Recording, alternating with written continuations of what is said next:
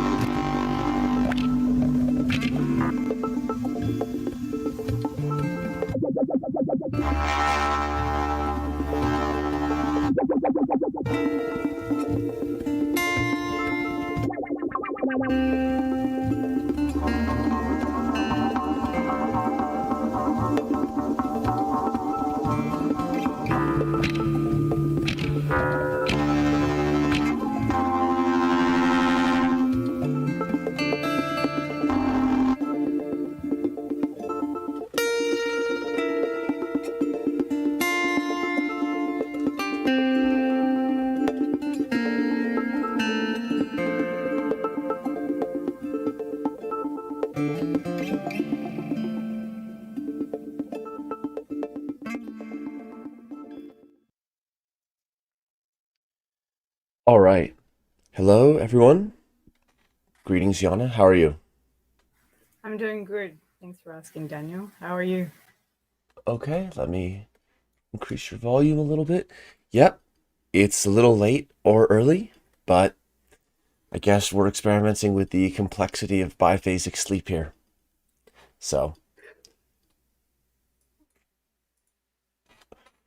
all right, let's go to the slides, walk through a little bit, say hello to those who are joining Complexity Weekend for the first time or rejoining, make some announcements, and then head over for most of this hour to the interactive Jamboard, talk about whatever is interesting, and then that will conclude this opening live stream for the June 2022 Heartbeat. The rest of the first interval and all of the second interval of activities will be in the Gather, which is in your calendar link. This slide opening, the first part will consist of a welcome to Complexity Weekend, and the second part will include some details on the June 2022 Heartbeat itself. Then we'll again go to the Jamboard. So first, just a welcome and overview to the Complexity Weekend community of practice. Here's some brief overview on the history of the events that Complexity Weekend has held. So the first Complexity Weekend was in May 2019 in person in San Francisco. And since then, we've had 1, 2, 3, 4, 5 online weekends. And these are cohort-based weekends with participants coming from all over the world who joined for these online cohorts.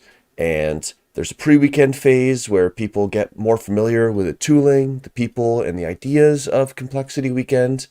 And then during the weekend itself, there are, especially in these last several weekends, continuous activities. So there's the opportunity to drop in and participate in sessions at whatever time of day or whatever availability someone has.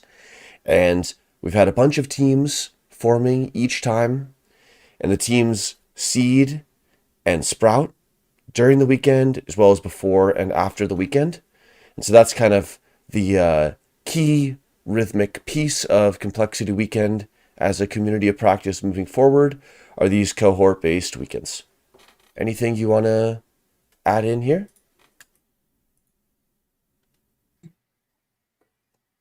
So we've got quite a lot of events planned and coming up, and I'm looking forward to the talks on today.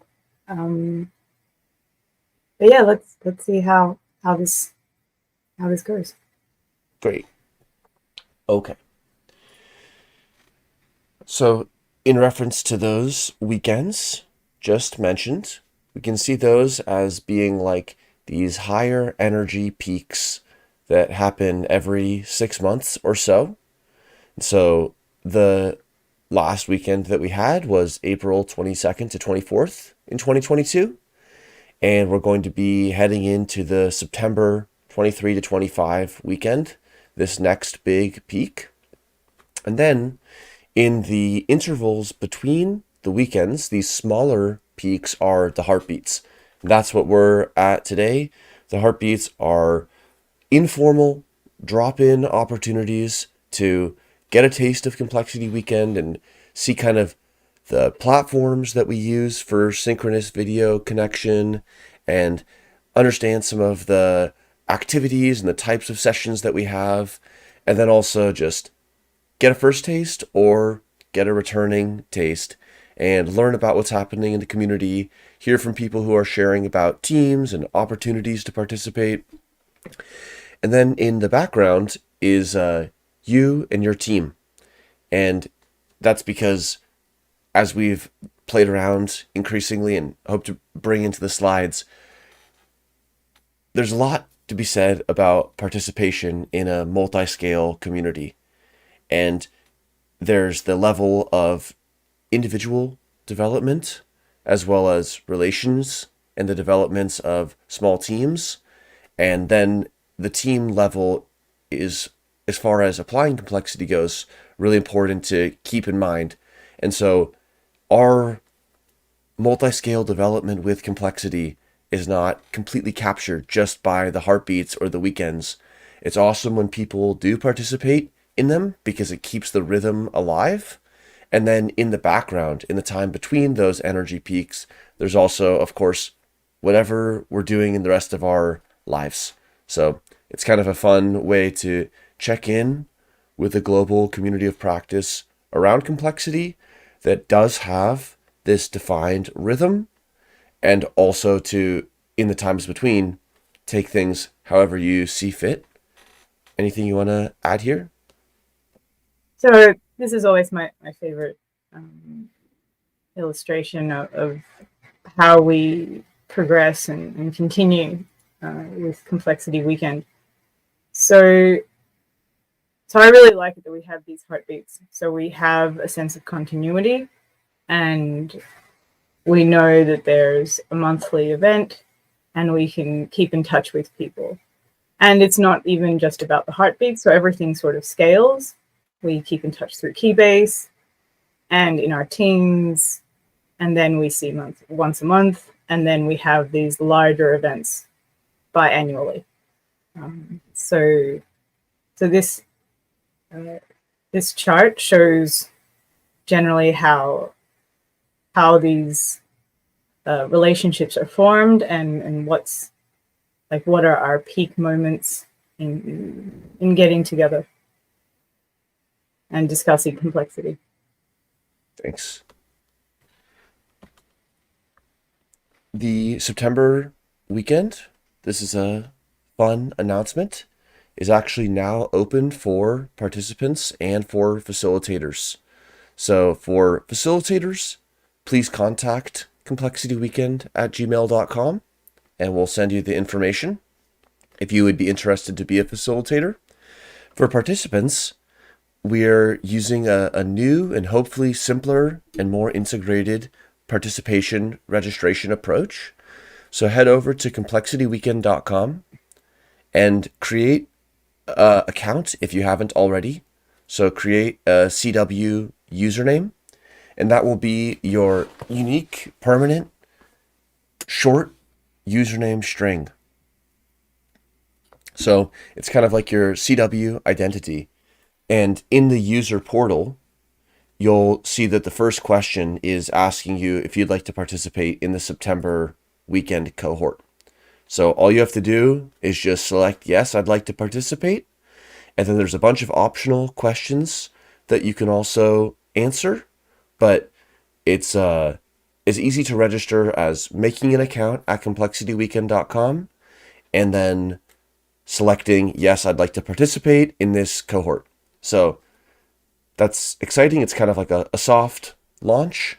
We'll be releasing more information in the coming days and weeks, but just wanted to announce that for those who are at the heartbeat, and also request for these first people who are registering to let us know how the RSVP process is working and if they have any questions or how it's going for them.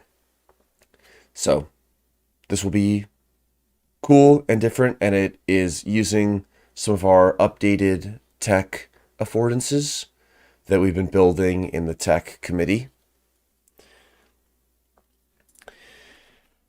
Another representation of the ways that Complexity Weekend works is this kind of anatomy and physiology diagram with our community structure.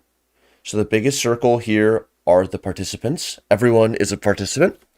And then there are some event-specific roles that help us make sure that the show goes on the road. We have organizers and facilitators in an event-specific capacity. So like for a given heartbeat or weekend. The two kinds of events that we provide and share together are the monthly heartbeats as well as the biannual weekend cohorts. There's also some other roles and some structures that make sure that we have sustainability and the ability to do the kinds of things with our community that we would like to. So there's the associates and supporters who can provide financial and non-financial support for CW. And then there are committees and teams. And committees are a special kind of team with a focus on Complexity Weekend itself. And then the teams are formed by participants and embodied and enacted by them, and applying complexity or in some way relating to complex systems of some type inside, outside, on the interface of Complexity Weekend. And so we try to provide the opportunities for those who want to be forming and joining teams to do so. And where it's possible and preferable, there's the participant teams. And then there's also the special kind of participant teams with the committees. And these are absolutely complexity teams. They're teams that have a rhythm that Complexity Weekend scaffolds so that we can make sure to get things done that we need. But also they're a great opportunity for people who want to contribute to Complexity Weekend and learn by doing just as they would on a regular complexity team. So, any thoughts on this? Yeah, so I think forming teams is also a great way to meet other people and work with people maybe you've never met before through your shared interests and values, and then work together, within and beyond the space of Complexity Weekend, which is the kind of the green bubble, I guess, of participants who make up the weekend. Is there any way for your microphone to be a little louder, Yana? Or just a little closer? That's weird. Okay, I'll just check the settings. It's okay. I can kind of make it mostly better, but just wanted to check. But thanks. Yeah. That makes me think about like making an animation or something and having teams kind of be mobile and start in the fold of Complexity Weekend and then kind of like take a journey and learn things together. So here are the events that are upcoming, just to show the previous and ongoing event.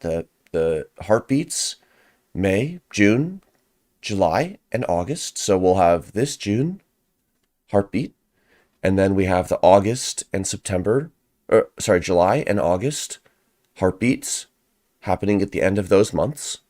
Then the September cohort. So that'll be the weekend itself with continuous activity on the 23rd to the 25th. And then pre-weekend leading up to that. And then we'll have 3 Heartbeats in October, November, and December, month 10, 11, 12. And that will conclude 2022. So, wow, we're already halfway done with the year. And it's going by fast. And things are developing a lot. And those are the events that we'll be having with CW. Also, this slide here, or if you go to our Coda page, I'll post that in the chat. You'll find the calendar link, and you can add that to your own personal calendar. Here, the committees are shown, and so the committees have differential activity. And so always feel free to email complexityweekend@gmail.com if you'd like to contribute actively to any of the committees.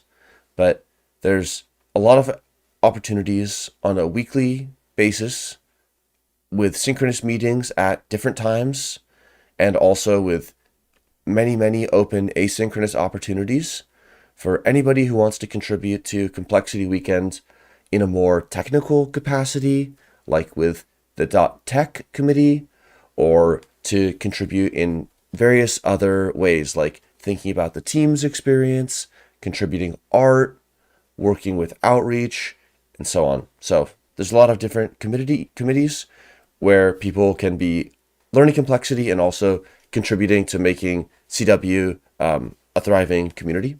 Anything you want to add here? Is the audio better now? It's kind of the same, but it works. Oh, okay. We'll do a test later. So working with Coda, and we can here see all the teams and the committees that help coordinate Complexity Weekend.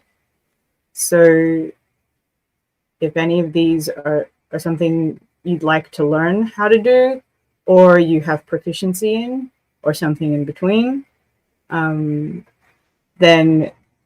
it's worthwhile jumping in on Keybase and having a chat and seeing if there's something you could contribute or learn from. Awesome.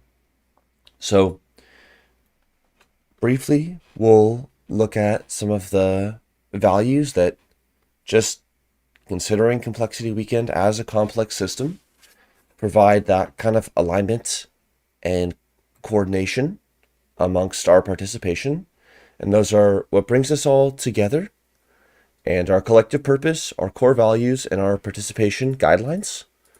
So I'll head over to this Coda page, which I'll also post in the YouTube live chat.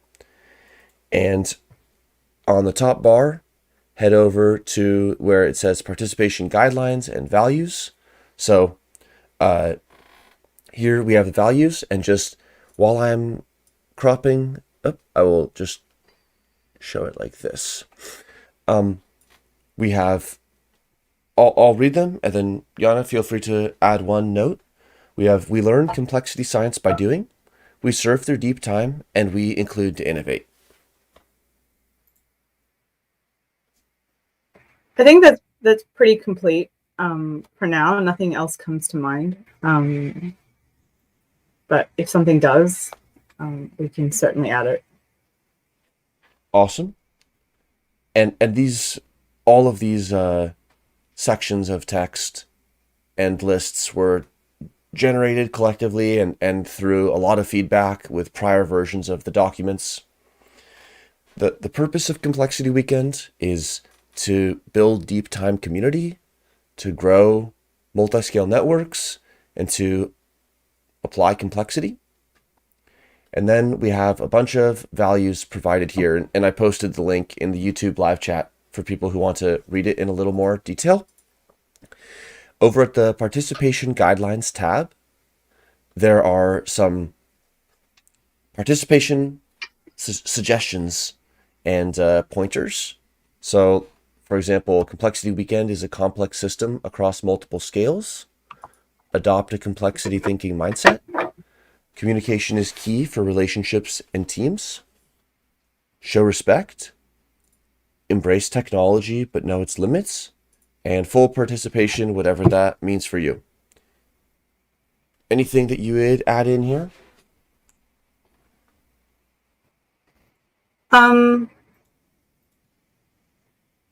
This point, no. And I'm not exactly a morning person, so I'm sorry.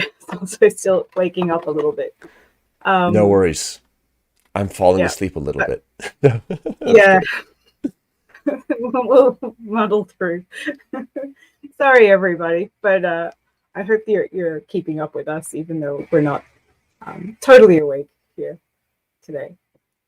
It's the fun of an all time zones global community. So we'll kind of return to the slides and head into this second part of the slides on the heartbeat itself. Okay, so here is the program for the June 2022 heartbeat, and I'll post the link in the live chat as well, but it's available in the same coda as the values and guidelines were. And just to kind of look at the program here, we're in this opening live stream at 8 UTC.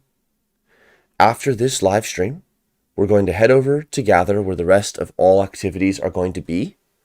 And there's going to be a one-on-one session Yana's going to facilitate. And the one-on-one sessions are like unstructured conversations. We remix through multiple conversations. And so you have a great opportunity to connect with different Complexity Weekend participants who are also there. Then we will have a facilitated session by Jakob Smeckel on exploring complexity with agent-based modeling in active blockference. So that's going to be a pretty cool computational, but also very accessible and interactive approach to agent-based modeling using the active inference framework. And then the final hour of the first interval is going to be a Spotlight Talks session, which is like an opportunity for whoever's there to share an up to 5-minute Spotlight talk and having like a shared sense making, whether the person wants to just surface an idea that's coming to mind, or they want to talk about a project or a challenge they've been having. These are always awesome emergent experiences. In the second interval, there's an optional hangout and gather if you want. Sometimes there's people there, other times, sometimes not. Then at 0 UTC, we'll begin the second interval with another one-on-one session. It's a different set of people, so people are always joining and leaving these sessions, and very few will be able to make both intervals because of the times are very different from both. So we kind of increase the global accessibility of at least joining one session this way. After the one-on-one sessions to begin the second interval, we'll have a facilitated session by Chandra Chawla, Complexity and Startup Decision Making. And I actually co-organized a complexity event in downtown Palo Alto with Chandra about 5 years ago on blockchain and complexity. So it's really awesome to see Chandra get involved here with Complexity Weekend and continuing his journey with facilitating complexity and using it in a decision-making context. In the third hour, we'll have another Spotlight Talks and discussion section. And so again, whoever's there, different set of people, there will be 5-minute Spotlight Talks or just sharings.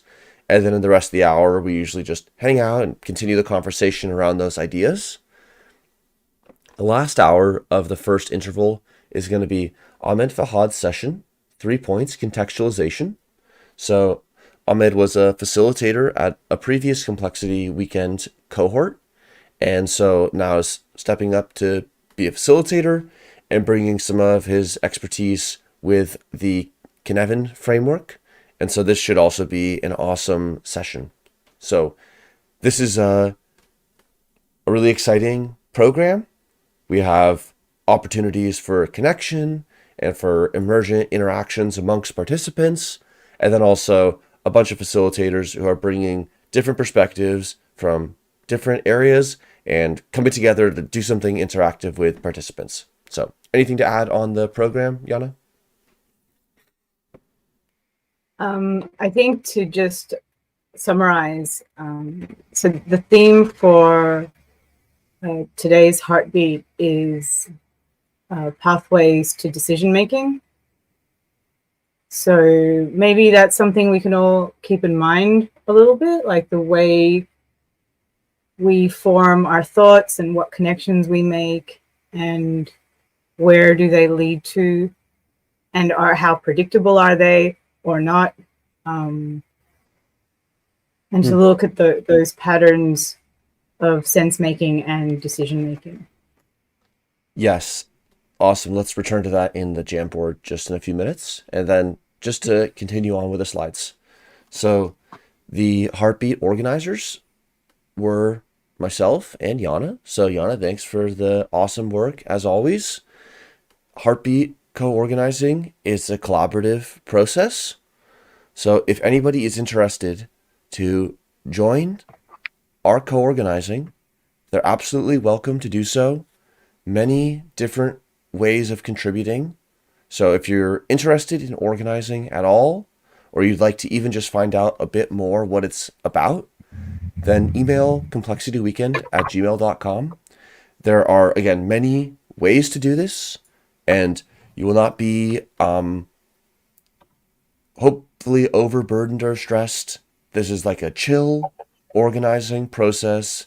We hang out, we have fun, we share tasks clearly, and we work on kind of a consensual organizing basis that again keeps it like fun and educational, and also make sure that the event is organized.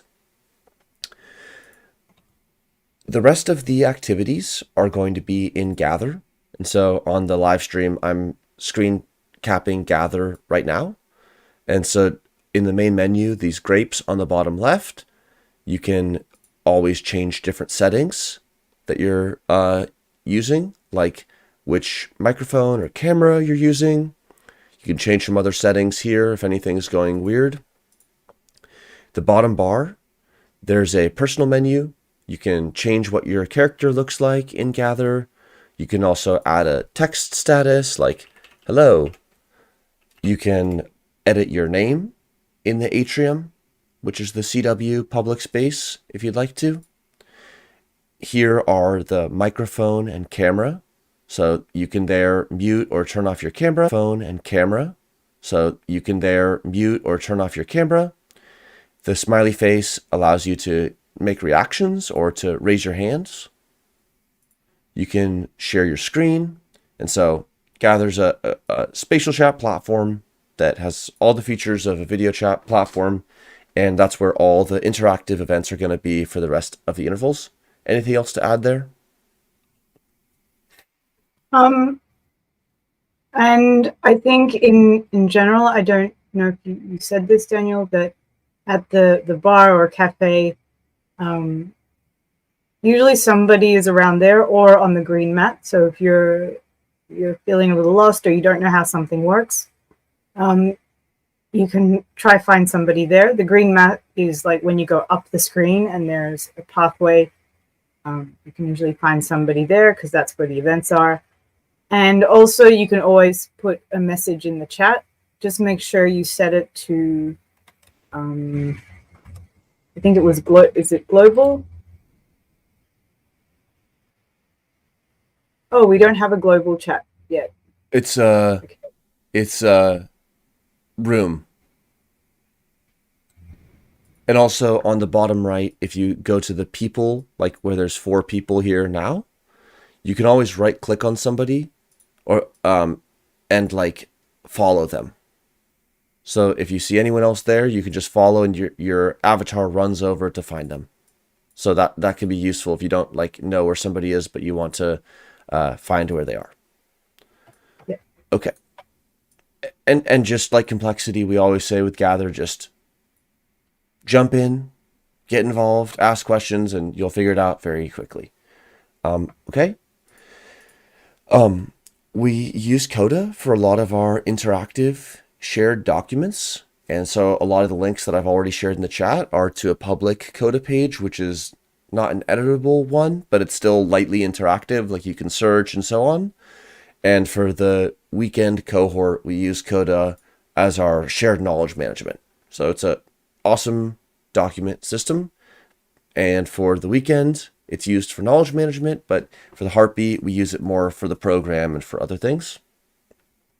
And last note, before we head over to the Jamboard, your support in Complexity Weekend is priceless and invaluable. So your participation, as well as feedback and word of mouth recommendations, are some of the best ways to support Complexity Weekend. You can always direct any colleagues or networks to go to complexityweekend.com, where people can always find updated information on events and ways to participate. Other ways to support Complexity Weekend include joining a committee and or helping co-organize any upcoming event. Also, if you'd like to, you can financially support Complexity Weekend, and those contributions go towards supporting future events, as well as all the kinds of infrastructure that we're building at CW, and eventually things like grants for teams and so on. But for now, primarily the Gather bandwidth, the facilitator honorariums, and the infrastructural updates to Complexity Weekend. So with all this being said, let's head over to the Jamboard. I will repost the link in the YouTube live chat. So feel free to I'll head over to the Jamboard and repost it in just a second, but feel free to watch the live stream where I'll be sharing the Jamboard, or jump in there yourself and make some changes. So while I'm cropping and posting, Yana, do you want to just describe like anything about interacting with Jamboard? Essentially, it's a sticky note space. So, but unfortunately, you cannot make hyperlinks. Of course, you can paste links in there, and people need to copy paste them to use them. So just keep that in mind. And make use of the colors, because it does help to see the information and perhaps make connections between ideas through color matching if we want to try that. Otherwise, just it's nice to have it all colorful and have all the different ideas and thoughts there. Great. So yeah, let's for 20 or so minutes play around on the Jamboard, and then we'll take a short break before adjourning the live stream and heading over to Gather, where the rest of the activities will be, specifically the one-on-ones. And so at the very top bar, I'm going to click on the next frame to head over to frame 2. So we start with an empty page, and sorry, getting hopeless. Wow, aren't we all hopelessly confused sometimes? But you've added a post-it. That's amazing. So anonymous post-iter, great work. Let's go into the hopeless confusion and also keep that theme, which was pathways to decision making, Yana. Exactly. So what do we do when we're hopelessly confused?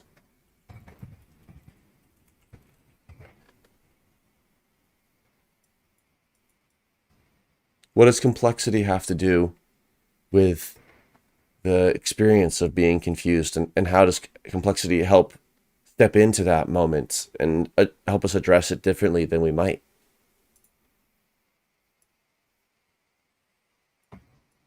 Maybe it's also about just making that first step and seeing where it goes. Because sometimes doing nothing can be very disabling. And so it's maybe sometimes just about doing something. And then from there, figuring out what's the next step.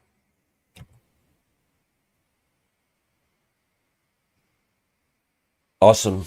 Yes. I mean, again, we can laugh, and it's awesome that the person has posted it this way, but it's so true that faced with confusion in all of these ambiguities that we might be dealing with, like an online community of practice, perhaps joining a community of practice for the first time, dealing with complexity science, which is an area that could have a lot of intrinsic uncertainty, just in terms of like what is being described, even just at the theory level. And that's before we even get into the applied complexity and the practice. Like, how do we apply complexity? These are questions where there isn't just a handbook or some recipe that we can follow. So those who are getting hopelessly confused, you're not alone, and you're in the right place, especially when you've signaled it so clearly like that. So this is kind of a fun first step. And then I guess, where do we go? So as some people in the community already know, I do some kind of crochet artwork, and this helps me attend to each stitch instead of always looking at the big problem, which of course you need to have some idea of what it is you're making, or not. You could just improvise. But attending to just that next stitch that you need to do, the next step, the next thought. And that for me is really helpful in moving forward. So, confusion may be normal, but I don't know what to ask. With a question mark. Well, to anyone who wants to be continuing to collaborate and just stigmergically modify this document, what do you want to ask?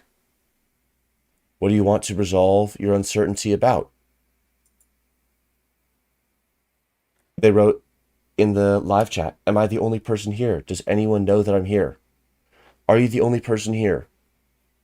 Unless that's some kind of cosmic query, no. There are other people watching the live stream and interacting with this Jamboard right now. And we also have people who rewatch the live stream. And so it's potentially a small set of people. There's not 1,000 people watching this live stream, but you're not the only one. Does anyone know that I'm here? I don't know who you mean by who would know, but I know. Yana knows. That's at least 2 people. That's a lot. If I don't know what to ask, I don't know what to ask. How does complex? I run into this all the time. So,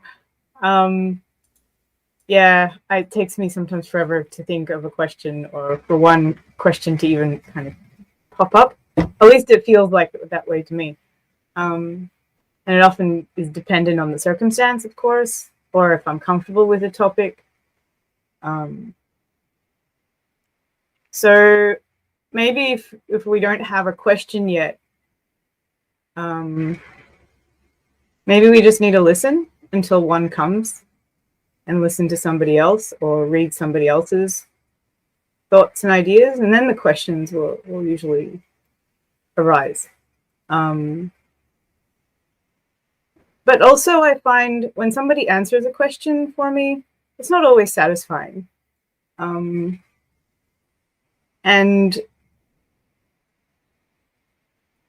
so somehow interacting with content or material can sometimes be more meaningful than an immediate answer to a question. Thanks. That makes me think about how we can come to a complex system. We, as complex systems and engaging in that relationality, we can consider bringing a question to the system, like to the oracle, asking a question or having some question that we are seeking to resolve through our participation in a community. Like, what can I learn about X? Or what are new ways to do X? Or some sort of explicit or even implicit question that's bringing us to interact with that complex system. Like, I pulled the slot machine lever and I want to know if it's going to reward me. And then there's also this contemplative mode based around interacting and engaging with the system, but it isn't question driven. It's almost like curiosity in its more narrow focused sense is about something, like being curious again to resolve something that one is wondering about. But then also there's this open-endedness of just engaging and being there, which is absolutely respectable and honorable and essential. If it's just people bringing questions and dumping them into a common ground, it can be one kind of special experience. But also a lot of times having people and having modes of just being able to soak it in, digest it, and kind of ferment it, and let it just take one in the way that they're being felt to move. It's kind of a different mode of engaging that isn't as question driven, but still has elements of curiosity and of engagement. So maybe also we can think like, what other ways are there to participate without necessarily even needing a question? Yeah. So So that's something we can also figure out. Like, how do you go to the next iteration or the next moment and just sit with the information that you have and see what comes from that without necessarily needing a question?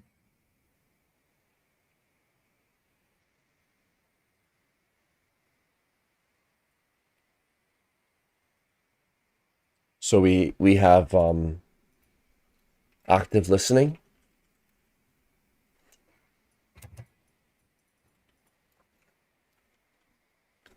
um, positive additions. For example, maybe somebody who is and this could be related to Complexity Weekend as a complex system, but I'm also imagining like how could we participate in a thunderstorm other than questions, or like in a tide pool. We can listen to the tide pool. We could make some positive addition or rearrangement. Immersion, jump in the pool. Mm-hmm. You can monitor the pool. Maybe you get some data from it. Hmm. Maybe that's a bit So extractive, but someone has written, then you may well not get interaction and remain unchanged. Yeah, feel free to like add more or unpack that, but it's very interesting. Like the way in which we engage and interact is kind of like the volume knob on how we change. And there's ways of engaging where we can hold the cards close to the chest and maybe engage a little bit or even engage a lot, but still remain mostly unchanged. And there's other times where we could engage in a way that actually is transformative. Here's a fun question. Yana, I'd be curious to hear your thoughts. What is the difference between complexity thinking and systems thinking? well, we've had some discussions on this. I think last year and on Keybase. So at least from where I'm sitting, it feels complexity is a bit more based on measurements and computational simulations. And systems thinking, perhaps a bit more holistic. It's more about the wholes rather than the parts. But of course, they are interdependent, and there's a lot of overlap. So this is not necessarily mutually. This is not mutually exclusive.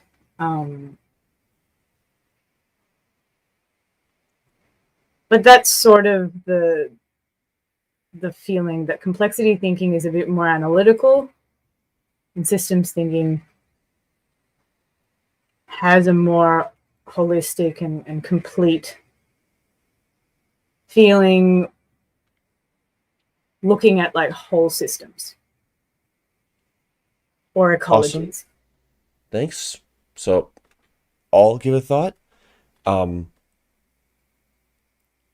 I would just note that this is a really important question, as so many are, and we open some threads on the short format of the live stream, and then like we're there to unpack this over the years to come.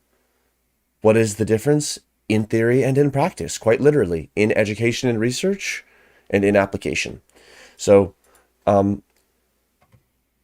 complexity thinking and systems thinking, as Yana mentioned, from a conceptual perspective and from just a community perspective, like the people who might be engaged in one or the other, they probably have more in similar than dissimilar.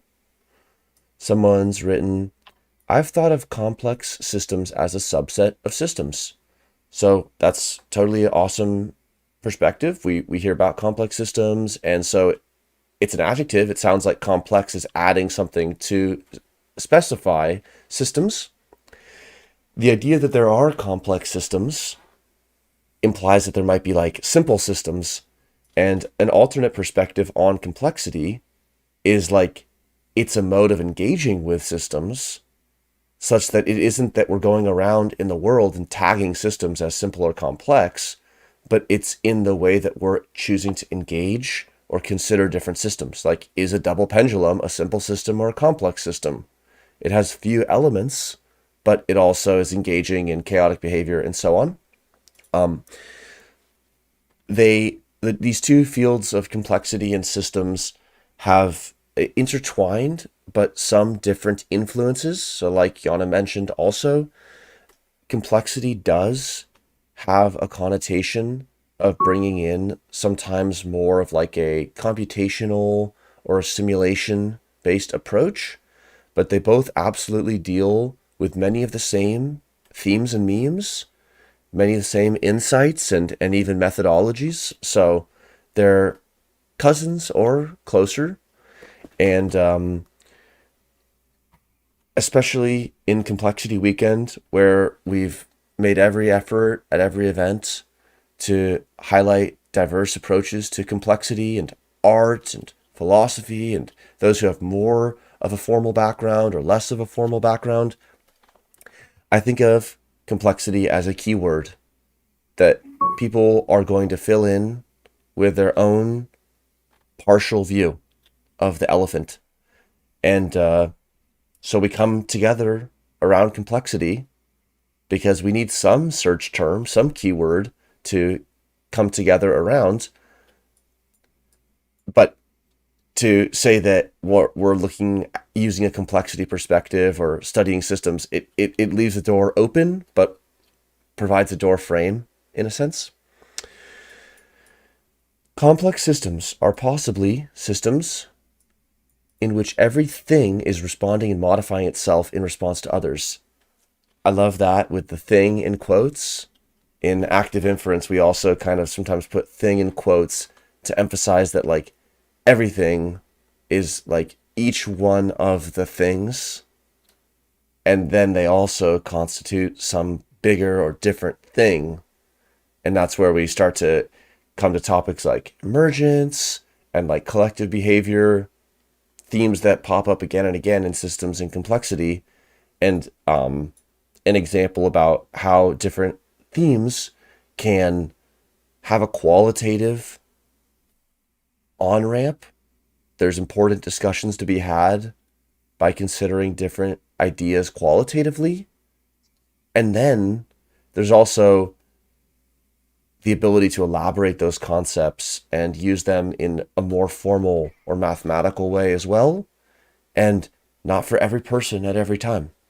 But it's awesome to be part of a community and a field of practice where we can engage with ideas in different ways.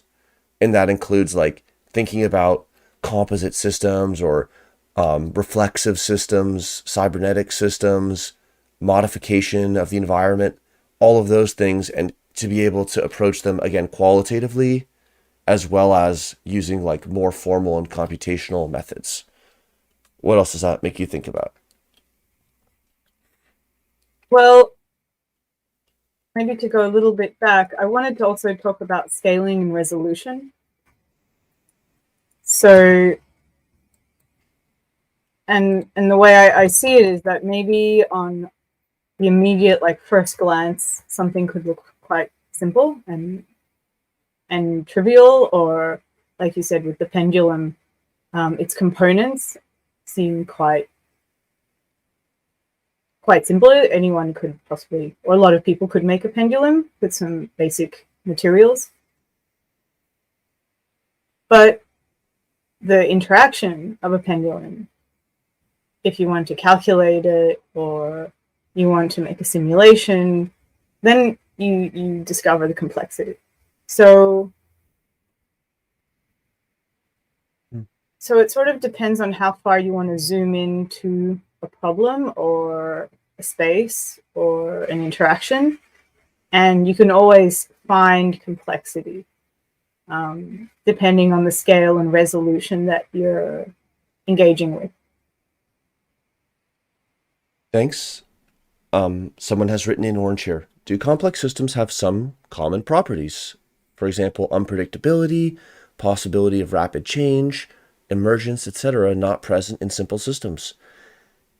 It is a super important project to characterize a lot of the features that people use in association with complex systems. Many of them you've linked here, but there's also other ones. There's structural aspects of systems, like people describe how they consist of multiple parts, or they have dense or sparse connections. There's the functional aspects of complex systems, like their behavior, like are being described here. There's the relational aspects of complex systems, like unpredictability is about the relationship of an observer or a modeler to the system. It's not an intrinsic system attribute. And so, again, the structural, the functional, the relational, these are all domains of attributes of complex systems. And so, again, it's not like we're sticking post-it notes on the real world and saying what is or isn't a complex system, but rather when we make it clear how we're using complex system in a certain situation, then there's amazing discussions to have. And I think this would be a great project or team around documenting the different uses and descriptions of what different kinds of complex systems are. Sean, one of the co-founders of CW, is always very fond of bringing it to particulars and saying like complexity is so vast and so general that it helps to have some particular system in mind, and that helps provide like focus and alignment for the team and the individual, but also balances and complements the generality with also thinking about the particular features of a specific system. But these are really awesome ideas, and they're things that a lot of us have probably wondered about too. So it's cool to think about like, how can we make that taxonomy so that there is something to like a tool or rubrics to explore, not in the spirit of tagging systems as complex or not, but like as a way for us to understand what is complexity even mean.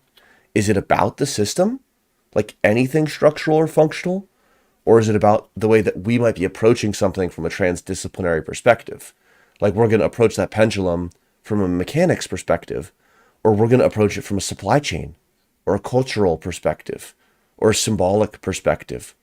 That's not even about the structure or the function of the pendulum. That's about like the way that the individual and the team is able to bring different perspectives to the picture. And so that's also a very important aspect of complexity. Do you have any kind of closing-ish thoughts, Yana?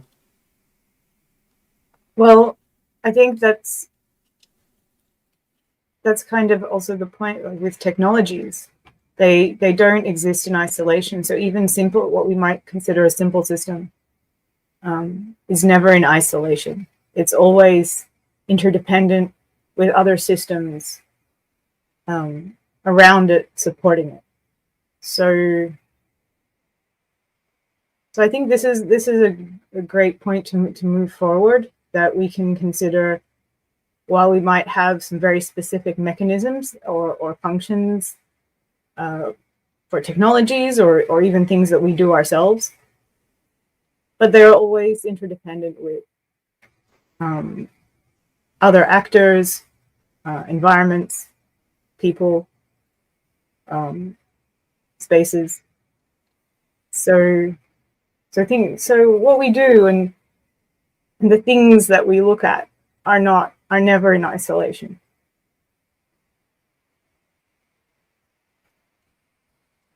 Awesome.